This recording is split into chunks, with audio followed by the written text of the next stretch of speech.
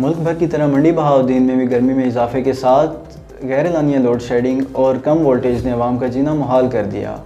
मज़ीद तफसीलात के लिए शान अशरफ की ये रिपोर्ट।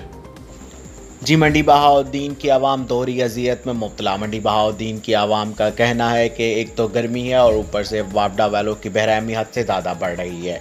बार बार बिजली की बंदिश और ट्रिपिंग से मंडी बहाउद्दीन की आवाम की लाखों रुपए की एशिया जल के खाकसतर होगी। मंडी बहाउद्दीन की आवाम की आला हुकाम से अपील है कि बिजली की बंदिश को और वोल्टेज को पूरा किया जाए और उन पर रहम किया जाए। बड़े लोग परेशान हैं जिनके घर में छोटे छोटे बच्चे हैं। दिन में कभी 8 घंटे नहीं होता है, कभी 6 घंटे नहीं होता है।